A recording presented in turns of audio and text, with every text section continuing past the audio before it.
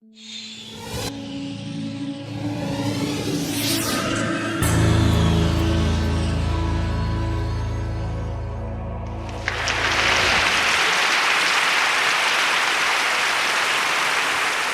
what if I told you that there was a better way to create leaders? What if I told you that to do that, we should focus on making the unconscious conscious? Now, what if I told you that during that process, you will actually fail? Would you continue that? She said no. What if I said that it takes that failure to make change actually happen?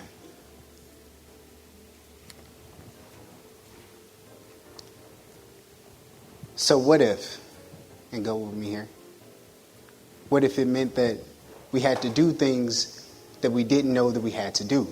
Again, make the unconscious conscious. The fear and the possibility of failure can create hesitancy or avoidance. But the great philosopher James Baldwin once said, "Not everything that is faced can be changed, but nothing can be changed until it is faced." So I believe that it's actually that fear of failure that can create these moments where those key factors that prevent good people or good leaders from actually becoming great. It's that same fear that influences us to avoid being uncomfortable and to stay in or close to our comfort zones.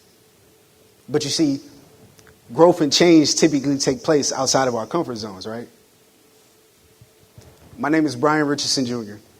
And as a diversity professional over the course of my career, I work with companies and institutions and individual clients to equip them with tools to combat the fear. I work with them to learn how to navigate life outside of your comfort zone. Now, during this process, we dissect various aspects related to leadership. In particular, we focus on a leader's ability to lead across differences. We focus on remaining calm during challenging and difficult situations and how to be empathetic. Now, the secret to that process is a model that I've created called the Consciousness Continuum. That model is predicated around 3 zones that operate on a continuum, ranging from being in support of and taking action to being completely disengaged and disinterested. Now, this model is fluid.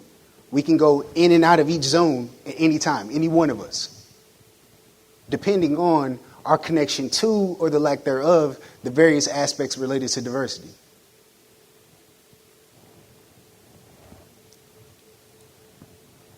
Now, I believe that in our heart of hearts, we all see ourselves as good people, right? That we want to do right by others and do the right thing.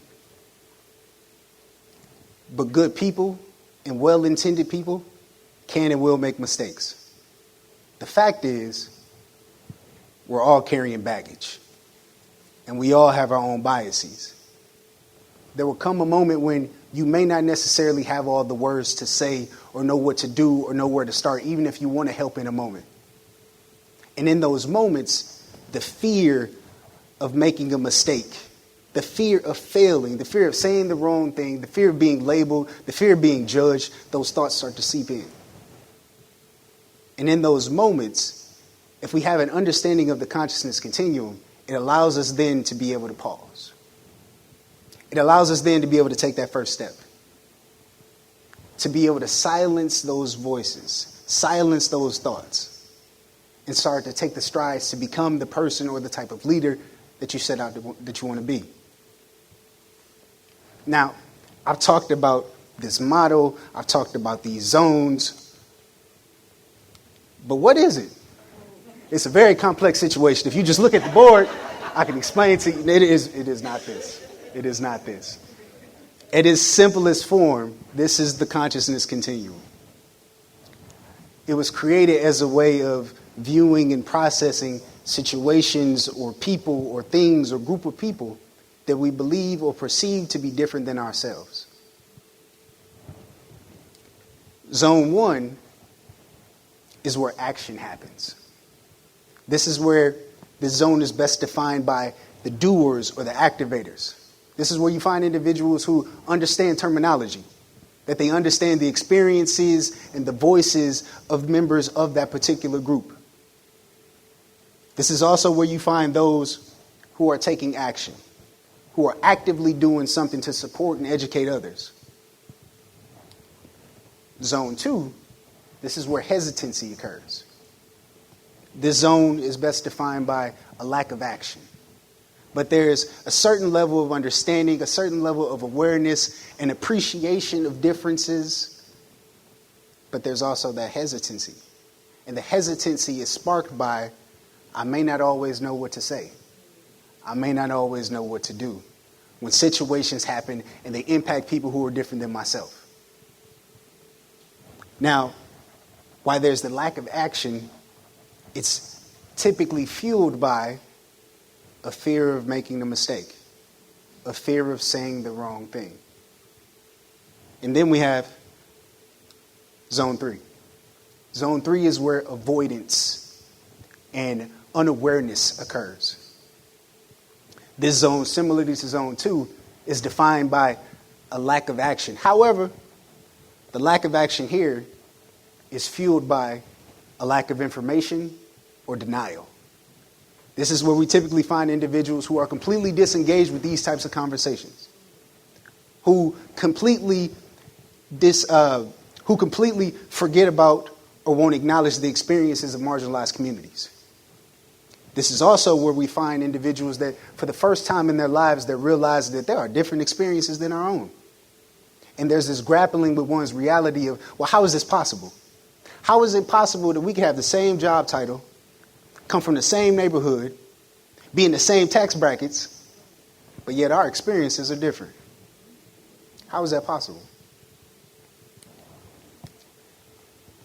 It's not about where you start once you realize you're at a point on the continuum.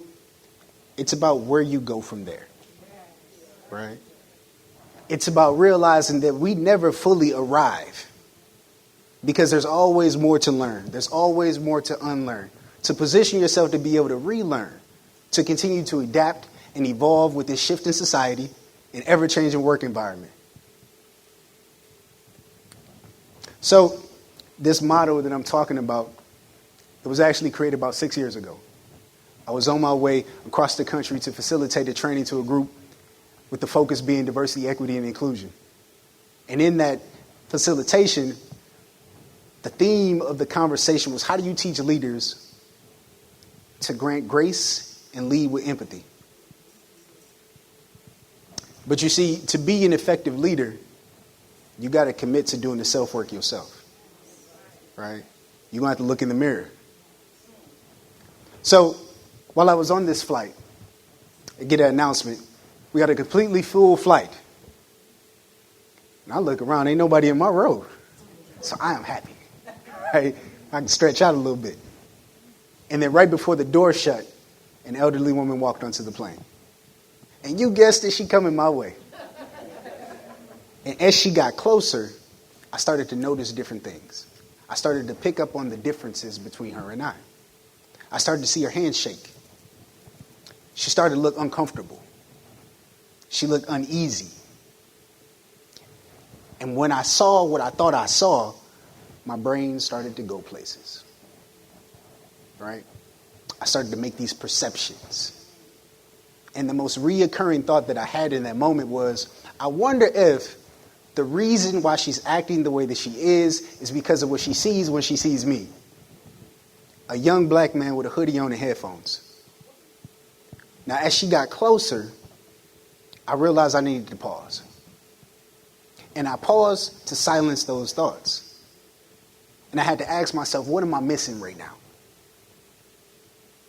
And in that moment, I realized I was failing.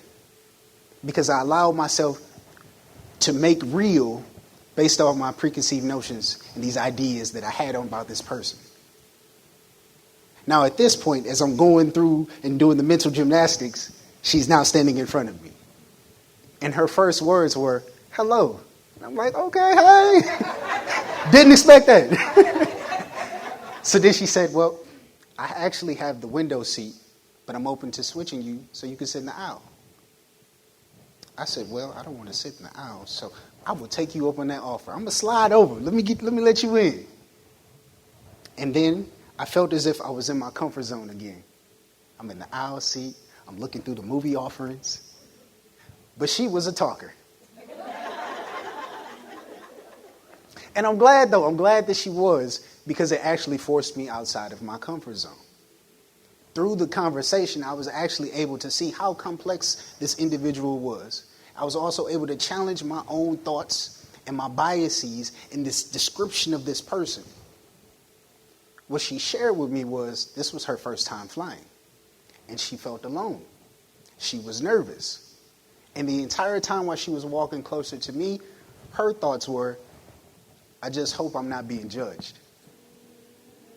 And here I was thinking the exact same thing, right? So as the flight would continue, we would continue to talk. And we talk. And we talk. And we laugh. And I was tired, but we kept talking. And by the end of the flight, she thanked me. She thanked me for being patient with her, and she thanked me for engaging in conversation. And she got up and walked off. Right before I left, unbeknown to me the entire time, there were two women sitting behind us. And one of them tapped me on my shoulder, and my grandmother would have referred to these women as praying women. She tapped me and she said, baby, I'm so glad she sat with you. She said, when we saw her, we were scared. We didn't know what she was going to say. We didn't know what she was going to do or how this flight was actually going to turn out. But we are all thankful that you were here for her in that moment.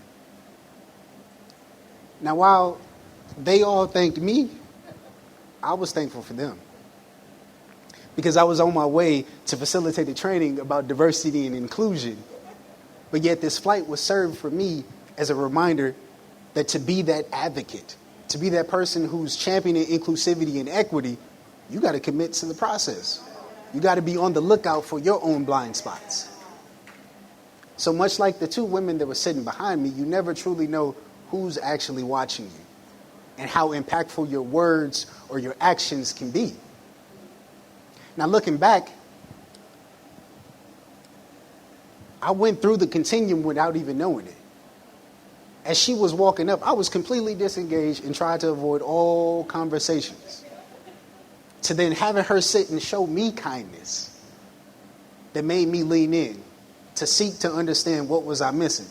To then to be fully engaged in a conversation that lasted a lot longer than I wanted to, but hey, it was needed, right? So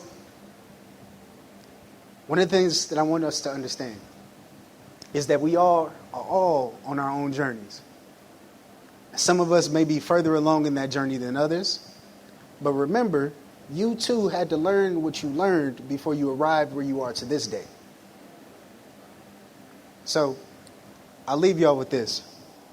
Maya Angelou once said, I've learned that people will forget what you said. People will forget what you did. But people will never forget how you made them feel. So my question to you all is, where are you on the continuum? And what baggage are you carrying? Because to create better leaders,